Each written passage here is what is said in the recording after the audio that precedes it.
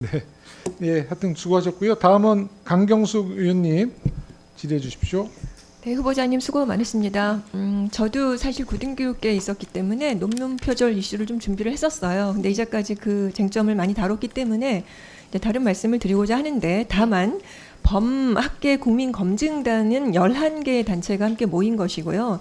이제 그분들은 학자의 입장에서 객관적인 사실을 있는 그대로 알려는 그런 그 의도가 있는 분이세요. 정치적인 어떤 의도를 가지고 하는 분들이 아니고, 그 전에 김건희 논문 검증도 그래서 했던 분인데, 만약에 이번에 그 검증의 내용을 믿지 못하겠다고 한다면 김건희 논문에 대한 검증에 대한 것도 지금 불신으로 가기 쉽다는 것을 먼저 말씀을 드리고 다른 내용으로 들어가겠습니다.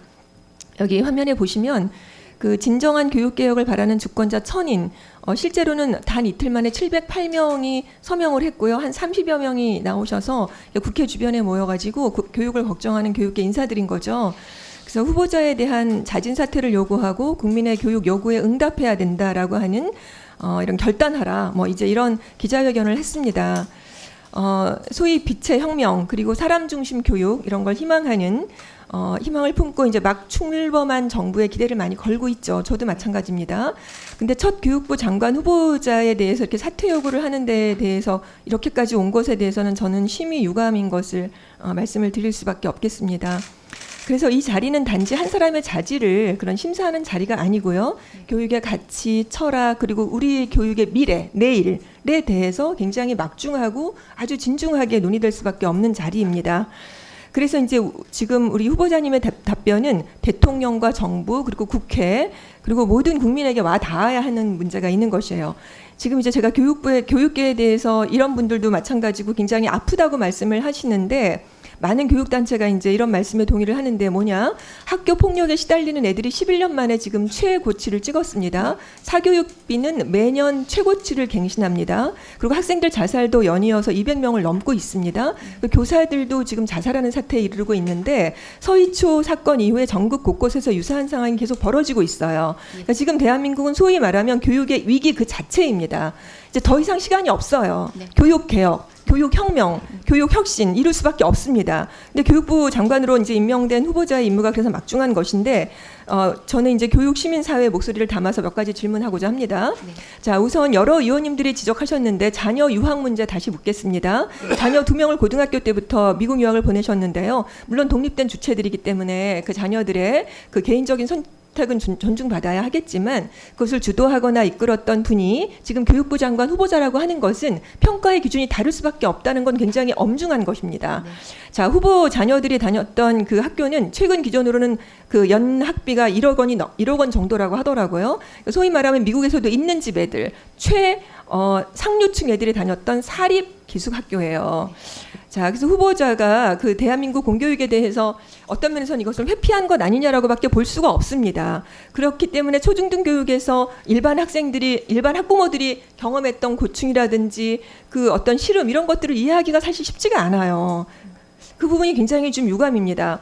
이제 그래서 아까도 말씀하셨지만 후보자가 언론기고 등을 통해서 공교육의 어떤 강화라든지 교육 격차 해소를 강조한 것은 굉장히 맞지만, 이렇게 제가 여쭙고 싶은 거는 검증 동의를 하실 때 자녀 유학 문제와 자녀 미인정 유학, 자녀에 대한 것은 미인정 유학인 것인데요. 이것에 대해서 당국이 솔직하게 말씀하셨습니까? 제가 말씀하셨습니까? 아닙니까? 간단하게. 그 불법인 거는 이번 준비를 하면서 알게 됐습니다. 네. 그러니까 말씀은 하셨습니까? 검증할 과정에서? 그 아이들 학력을 쓰게는 돼 있습니다. 네. 그래서 이제 보시면 여러분, 그 인사라고 하는 것은 인사가 만사라는 말도 있는데, 인사는 사실상 그 정권의 메시지입니다. 메시지. 그러니까 이제 이런 부분까지가 당연히 살펴봤을 거라고 전 생각했는데, 이 정도가 괜찮다라고 하는 메시지도 받아도 되는 건가라는 거에 저는 되게 의문이 생겼습니다. 자, 이제 향후에 그 초중등 교육 정책을 이제 하시게 되면 후보자의 이 문제가 계속해서 국민들의 뇌리에서 떠나지 않을 텐데, 이것이 어떻게 후보자가 괜찮다고 생각하세요? 더 열심히 하겠습니다. 네, 열심히 해주셔야 될 것 같은데, 이제 그 이후에는 이제 어떻게 되실지는 모르겠으니까 대신 이후에는 그렇게 하셔야겠죠. 그런데 후보자님, 이제 이렇게 여러 문제가 제기됨에도 불구하고 현재 교육위기를 극복할 수 있는 전문성이 있다, 리더십이 있다, 그러면 사실상 일말의 기대를 걸 수가 있는데요. 자, 후보자하고 그 교육부가 제출한 서면 답변서를 보니까요. 그 인사청문회에서 꼬투리가 잡히지 않을 정도로 굉장히 조심조심했다라고 하는 적밖에 보이는 것이 없어요. 이제 무엇이냐면 초중등 교육 전문성에 대해서 굉장히 의심을 받고 있기 때문에 굉장히 분명한 태도하고 구체적인 답변을 했어야 되는데 상당히 추상적입니다.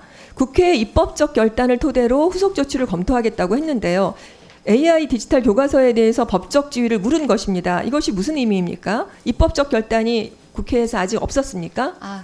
그 대통령님께서도 디지털 자료, 교육 자료 말씀을 맞습니다. 하셨고, 우리 그 국회에서도 네. 지금 교육 자료로서의 법적 지위를 맞습니다. 말씀하신 걸로 알고 있습니다. 네, 어떤 것이 적절하다고 보시나요, 후보자께서는?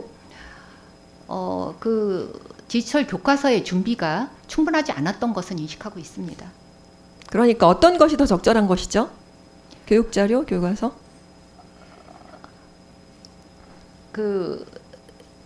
제가 그것을 여기서 얘기하는 것보다 아. 많이 고민하신 이런 결정에 대해서 자, 저는 이것은요, 후보자님, 지난해 국회 본회의를 이미 통과했던 것을 네. 윤석열 전 대통령이 거부권을 행사한 것이고요. 예. 다시 이번 올해 7월 10일 날 이게 교육위의 전체 회의에서 재차 통과하면서 했기 때문에 교육위의 입법적 결단이 이미 있었던 것입니다. 당연히 그럼 따릅니다. 당연히 따라서 이걸 해야 된다고 모르셨습니까? 아니요, 압니다. 지금 말씀이 당연히 그런 거 알죠. 아닙니까?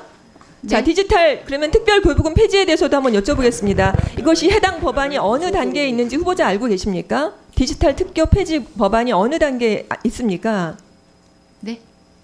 디지털 특별교부금 폐지에 대한 법안도 냈는데요. 이것이 네. 법안 소위를 통과해서 현재는 상임위에 계류 중인 거거든요. 예. 그래서 그 법안 취지에 정면으로 반대되는 그런 답변을 주신 게 있습니다. 네. AI DT 정책에 대한 입장이 대통령 공약과 좀 다르게 예산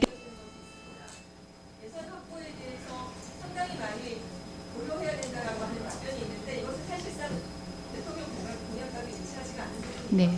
네. 네.